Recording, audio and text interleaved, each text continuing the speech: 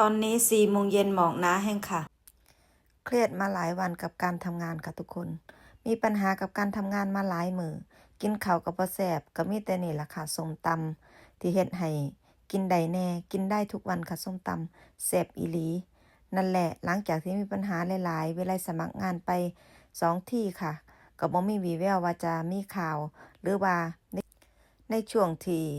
วิไลทำงานเพิ่นโทรมาหรือเปล่าก็บ่รู้หลังจากที่สมัครงานไปใหม่อีกรอบในที่ทำงานโรงแรมใหม่ที่เขาเปิดโรงแรม5 ดาววิไลก็ได้สมัครงานไปอีกรอบหนึ่งค่ะหลังจากที่สมัครไปได้ประมาณ3 อาทิตย์ก็เมื่อวานนี้ก็มีคนติดต่อมาค่ะว่าให้ไปสัมภาษณ์งาน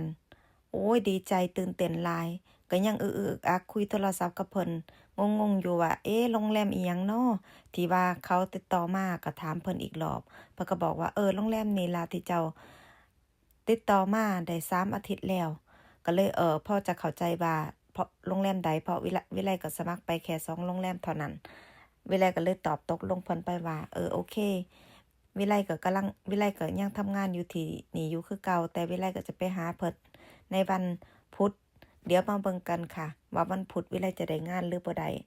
หลังจากนั้นก็ถ้าได้ก็คือจะรับงานทำงานเลยค่ะจะออกจากที่ทำงานเพราะทนไม่ไหวจริงๆเลยค่ะกับการที่เพิ่นเฮ็ดจังซี่กับวิไลตัวไปตัวมาจนเฮานี่ฉลาดขึ้นในการทำงานแบบนั้นเลยค่ะ